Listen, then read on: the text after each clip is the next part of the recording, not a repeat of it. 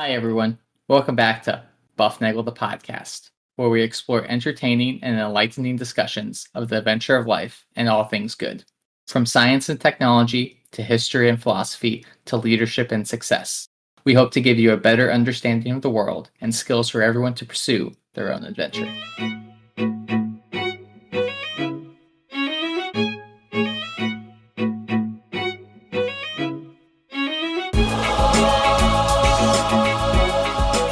Hi, everybody, and welcome back to Bufnagle the podcast, where we talk about all things good and the pursuit of the adventure of life. I'm Rafe, and I'm doing a little solo episode tonight, and it's the Independence Day holiday is soon upon us, and those of you who live out in anywhere in the good old USA, your friends and neighbors may be firing off numerous fireworks. So in the background, you may hear some booms. We are not under attack. We are celebrating the USA's independence. So that's what you may hear in the background. You may hear other noises too, but otherwise things are generally quiet around here. And just a couple things before we get going here. Thank you all to all the listeners. I'm sure glad you are here. Without you, we'd just be talking to the walls, and that wouldn't be good for anybody here. So thanks to you, we are a global top 10% podcast. We can be reached at bufnagle@bufnagle.com. And if you are new to our podcast, hey, welcome. Thanks for coming.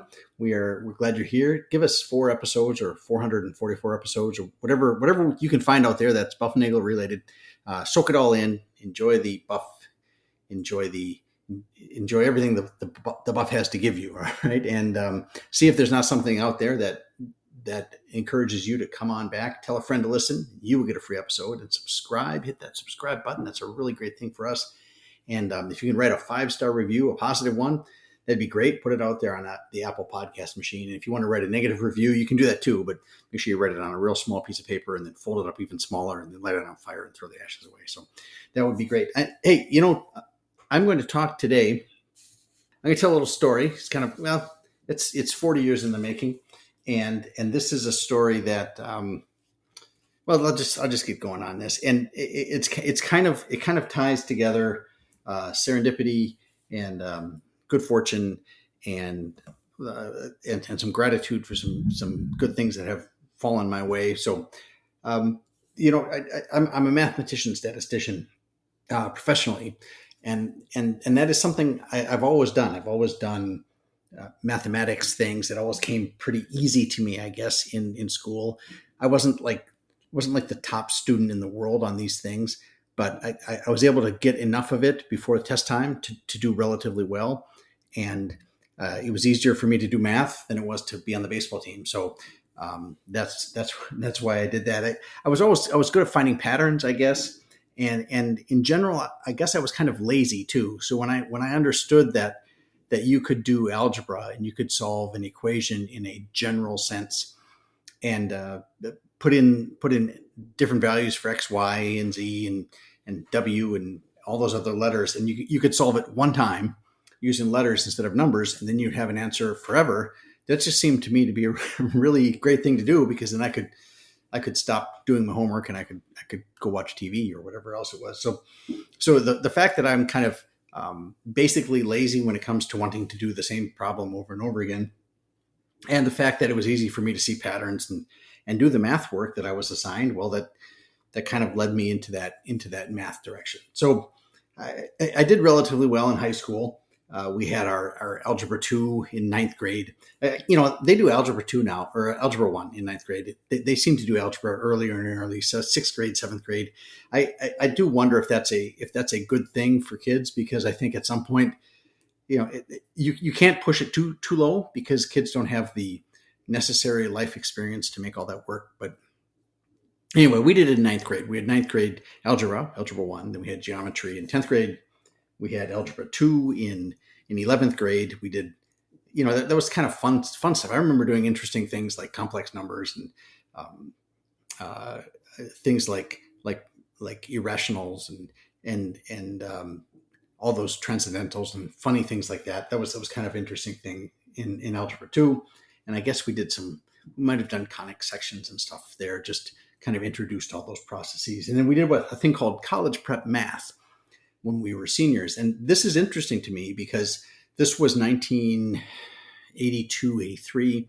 And I know when I got to college, a lot of people that were in my introductory calculus courses had already taken calculus in high school, and I didn't have that. I had college prep math, and we didn't do calculus. We did college prep math, and we did everything you needed to do calculus without doing calculus.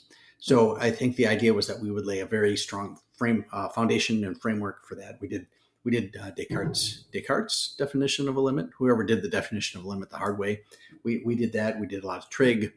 We did some introductory probability and statistics, and we were supposed to be set up ready for college. And I think, quite frankly, I was very well prepared for that when it came to doing calculus, because then it was just a matter of applying all these things I had learned in high school. So I went on to get a college math degree, and what that requires is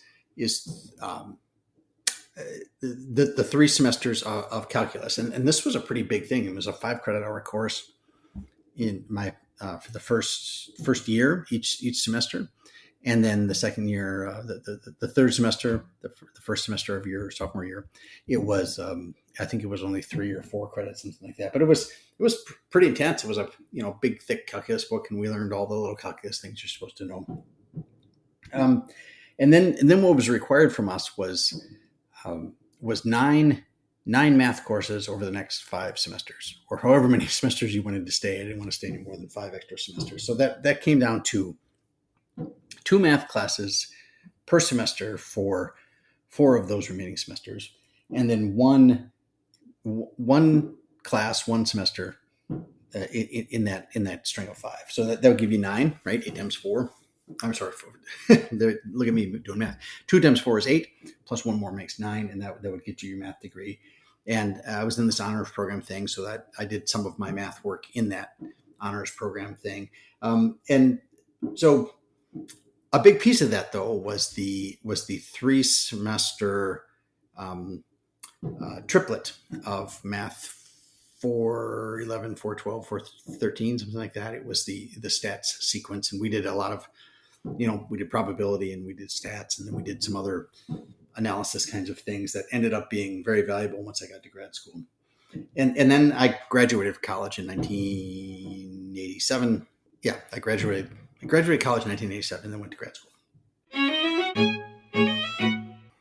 And now with summer here, it is time for swimming in the pool, and for barbecues outside, and for cool drinks on a hot summer afternoon. And you know what that means?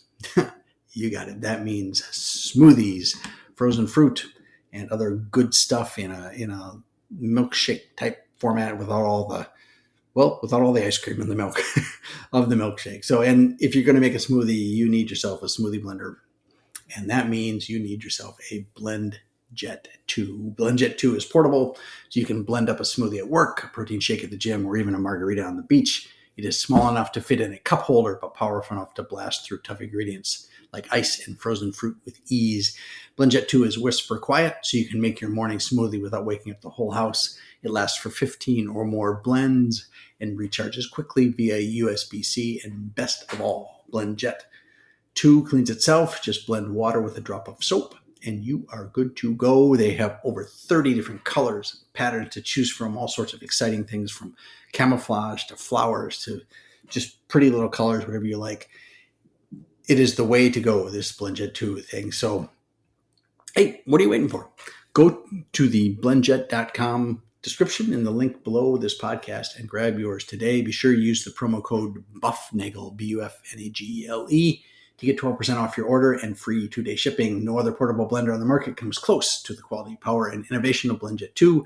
They guarantee you will love it, or you will get your money back. Blend anytime, anywhere with BlendJet 2 portable blender. Go to the blendjet.com link below and use the code BUFNAGLE, BUFNAGLE, to get 12% off your order and free 2-day shipping. Shop today and get the best deal ever. But at the same time, during that, at my home life, in Christmas of 1980, my parents got us kids, but mostly me, a TRS-80 color computer, which was a a box about, I bet it was probably 18 inches by 18 inches by about 5 inches thick, had a keyboard on the front, kind of silvery colored. And you'd plug the output from that into your, essentially into the antenna of your little TV. And you'd press the button and the computer would turn on in a matter of seconds. And it would just flash at you with this little prompt, and you would type commands and it would tell you things back. So you would type 2 + 2 and you'd hit enter and it would tell you 4.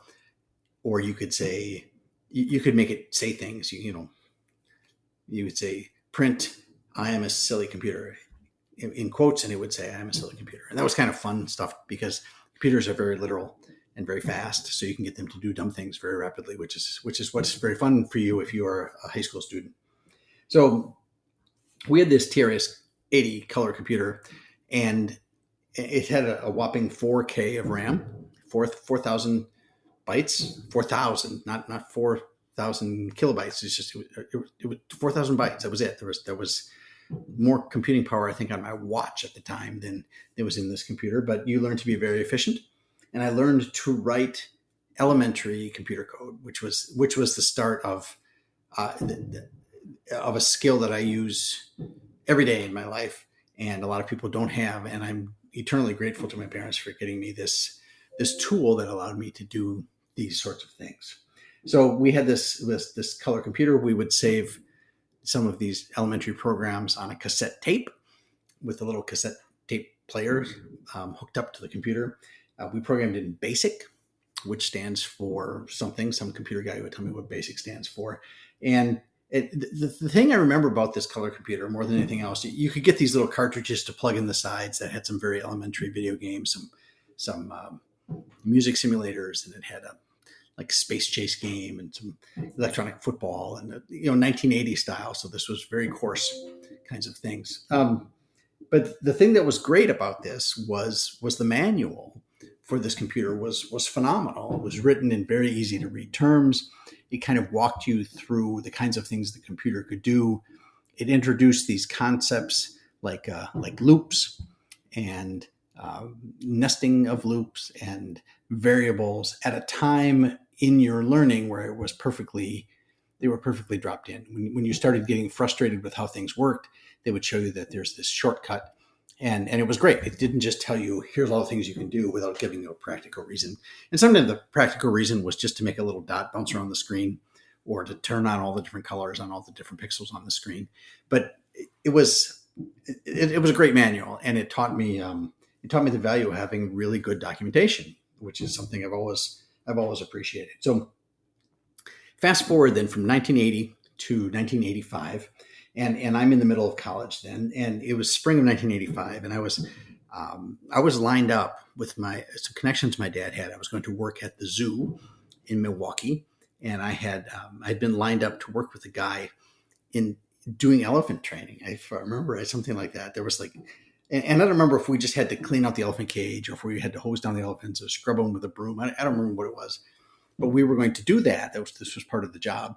And sometime in that springtime, I don't know if it was February or April, or sometime in between, somebody approached me from the math department. And I don't remember. I want to say it was the chairman at the time, but I don't think that was. I think that was a different thing that I got offered while I was in college. But someone offered me and said, "Hey, you need to go talk to this. You need to go talk to this guy about a job." I think it probably was the dean. I was going in for getting my classes approved for the next semester, and he said, "Have you ever programmed a computer?" And I told him I had, because I had been doing that for about 5 years at home, writing very important software to do things like, I don't know, generate Pythagorean triples and things like that. But he said, "Hey, go talk to this guy named Pete over at the Research Institute." So I did. I wandered over there and I go talk to him, and we have this little interview. And he's a guy. He is 10 years older than I am. He graduated in 77, 75, something like that. And I graduated in 87.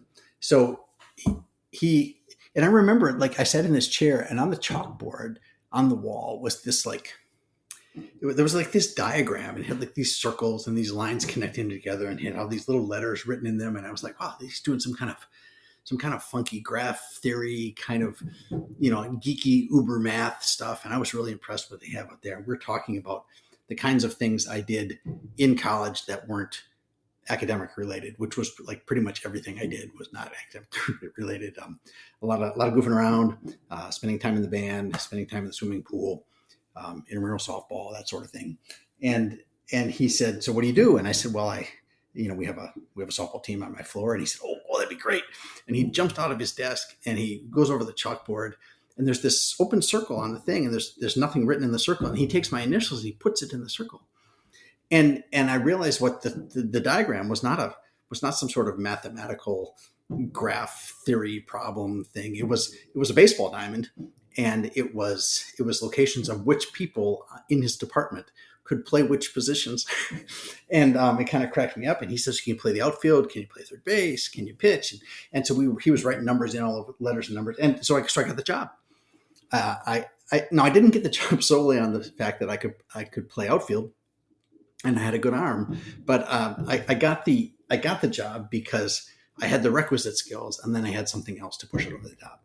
So I played on the department softball team because that department had to play the other department once a year in this big grand game, and there was a lot of bragging rights and things like that. So this was the structural integrity division at the University of Dayton Research Institute. So structural integrity worked a lot with the Air Force there at Wright-Patterson Air Force Base. And we did things like making sure that aircraft parts didn't break at a time when it would be bad for them to break. Now, I guess you would think that aircraft parts it's always bad for aircraft parts to break. And it is bad when aircraft parts break, but it's worse when aircraft parts break in flight than when they break when you're testing them. So one thing we did is we looked at like aircraft turbine blades. So you have like a jet engine, and it has these turbine blades. They look like it's like the blades on a fan, okay? And they spin around really fast, so they're under really high stress. And if there are cracks in these blades and they break, that's a really bad thing, right? Because if the turbine blades break as this jet is flying at, Mach 1.6 or something, it's going to be a problem for the pilot and the plane and anybody below the pilot and the plane. So we would come up with ways to test these turbine blades to see if they have cracks in them. And it turns out the easiest way to test a turbine blade to see if it has a crack is to stress it in a machine. Like you put the two ends, you lock the two ends of the turbine blade and you push on it from one side. It's like you kind of try to like bend it over your knee, that kind of thing. And then you run a little, if you bend it that way and it breaks, then there was a crack in it. And that's a bad thing because that's called destructive testing. And it turns out that everything will crack eventually. So that's not a real good way of testing. So they had to do this non-destructive testing. NDI is called non-destructive inspection, I guess it was. And there's different ways you can do it. But the general idea is you run a little probe along this turbine blade, and you can paint it with like radio, with like some of that dye that glows in black light or something like that, and you can read how much you get back. Or you can do this thing called an eddy current, where you run an electric current through the probe, and then the other end through the metal blade. And it's kind of like a like a metal detector in the sand. It goes when something is, it's a nice normal noise until you get to a crack, and then it makes a weird sound. So the question is, as you're measuring that signal, there's natural variability in the signal across the blade, and then at sometimes it gets messy. The signal gets messy, and the question is when is a messy signal really a signal, and when is it just noise? And that's where the probability comes in, and that's the kind of stuff I worked on. I got to write software to do these sorts of things.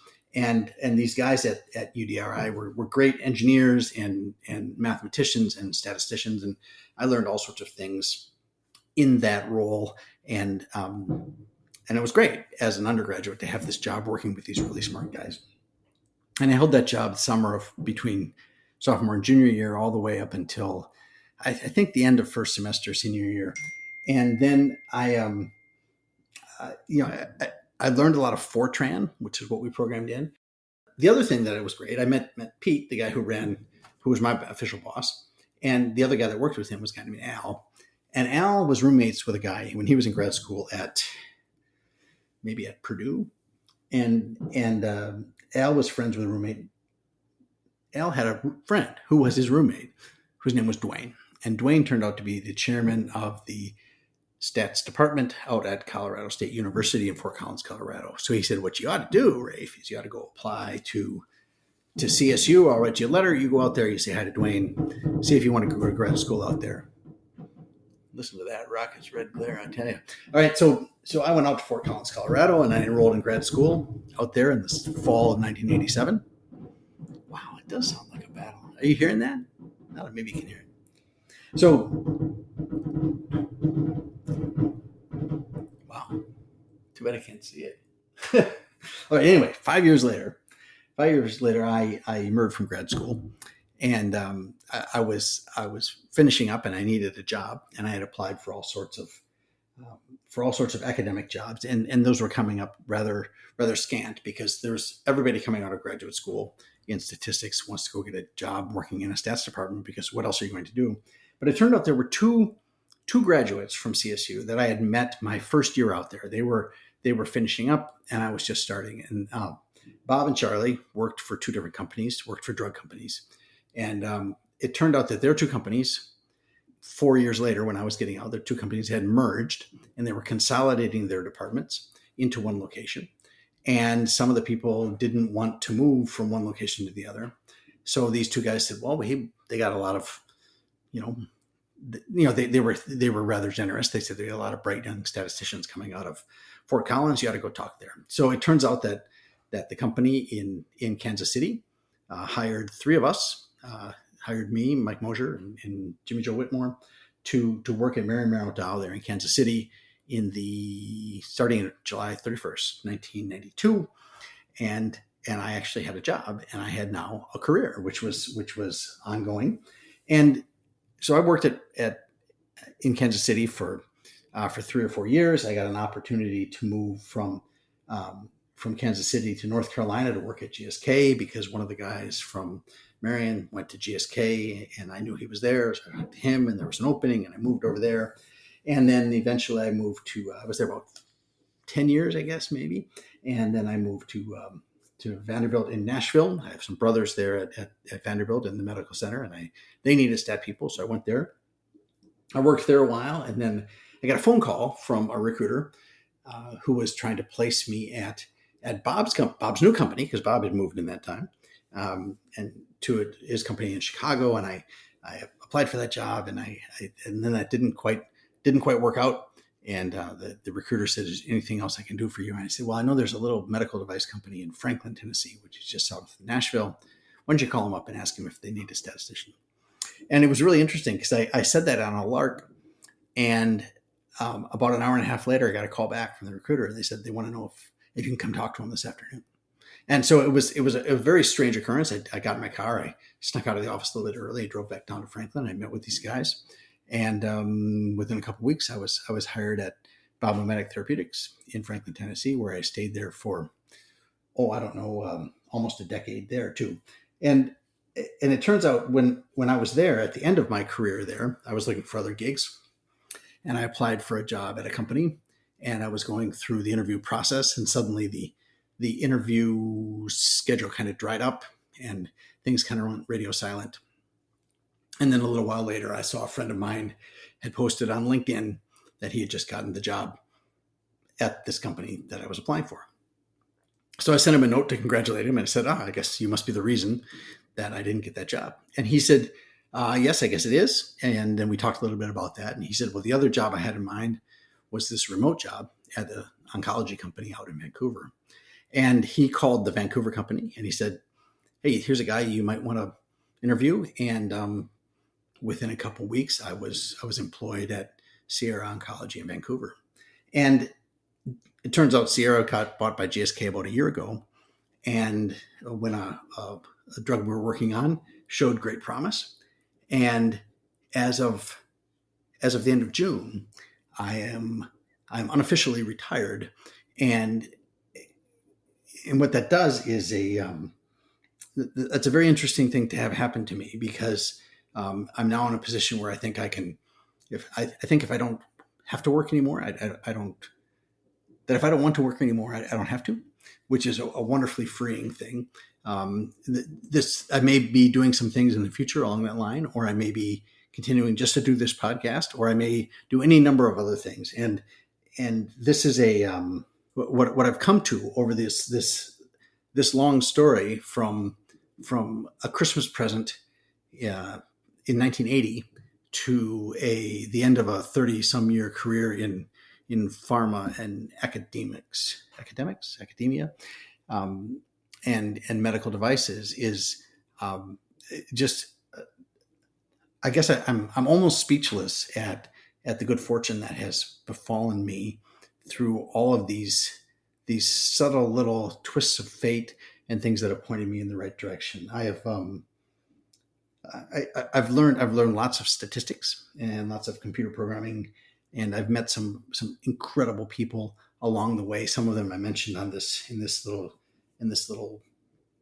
story I've been telling you. And this is I guess it's a story of serendipity, and it's a story of help from others, people looking out for me. I'm sure there are other people that have looked out for me that I don't even know that they've done it. And there are some that I have not.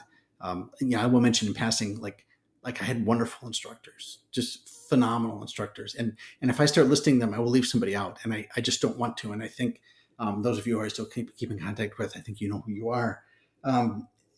What is very interesting to me is how all of those gifts that they have given me have granted me a phenomenally wonderful outcome, which is essentially independence. And independence is great, but probably even better is this interdependence that a lot of people talk about. Stephen Covey talks about that in his 7 Habits thing. And that brings me to the fireworks going off outside and the U.S. Independence Day concept. And it's not clear to me exactly how we're supposed to celebrate that, because we as a people celebrate this independence from Britain, but now the UK is like one of our greatest allies. So there's kind of an interdependence of equals instead of a greater and a lesser kind of thing, a boss and a subordinate. It's now we are now on the same page with each other. We are at the same level. We are collaborators on the world stage instead of one person being one group being subordinate to the other. And I think about this independence stuff, and from a personal perspective with regard to careers, I'm thankful to, like I said, to my parents who bought me that silly little computer 40 some years ago, to the people at the Tandy Radio Shack company who made that machine, to the teachers in high school and college and graduate school and all those other places where I've learned things along the way, the fellow students and colleagues that I've had, the people who were fellow students of mine, that we would talk with each other in front of the chalkboard or over a beer or shout at each other in the basketball court, whatever it was, to just lucky breaks that I had running into somebody in the student union and having them tell me about a position available over at the Research Institute, a place I had never even knew existed, to them saying, "Hey, call my old friend from graduate school." So, and so it's been these lucky breaks, but it's also been taking advantage of these lucky breaks. So I guess I want to encourage everybody to just, take advantage of these things that come to you. Don't, if you're at the top of the water slide, don't say no, thank you. Just write it down. See what happens. And you may really enjoy the ride. There are some things there that will sneak up on you and become important to you, even though you may have never seen it coming before. So in terms of the USA independence, I think the way I see it is there was a group that saw that it was time to take a risk in self-government, that we didn't really like the monarchy, that was how the monarchy was executed with regard to the colonies in North America. We thought that as a people we were capable of self-government, and it's interesting to think of that whenever I'm driving through the grocery store parking lot and I see shopping carts not put back in their corral. And I know Zach and I had an episode where we talked about this a little bit, and I think his phrase is something like shopping carts are the lowest hurdle in the test for capability of self-governance.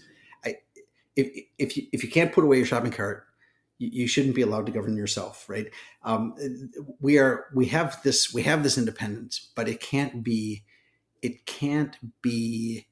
just like license and freedom to do whatever you want. We're called to be a moral people. We're called to be an educated people. We're called to do the right thing. We shouldn't just throw things out if they look bad because we're not sure why they're in place. We be very careful about what we do. But we had to be grateful for the people who gave us this. I'm stunned that we have this. The history of man is not one that is a story of freedom. It is a story of very few people being very powerful and everybody else having nothing. And the having nothings didn't do very well. And this risk of self-governance was that was a big risk that they took, and it seemed to pay off. At least for a while, it has. And maybe we are doing not as well now as we would like. Maybe there's some things we got to change. So we had to work within the system to make it go. So let's be grateful for where we are, for the people that have done this for us. Let's appreciate what we have that is right. Let us focus and understand what is wrong, and let's work to change that and make it right. And let's be wary of. I guess I want to be wary of mobs and conventions and fashion. That really worries me a lot when people say, "Hey, let's do this thing because it's new and everybody's doing it." That seems to me to be a reason to not do it, at least for a while. I'm very wary of those kinds of things. So I'm going to encourage that. Seek the truth. Fight against falsehood. Seek beauty and fight against ugliness. And seek goodness. So fight against evil.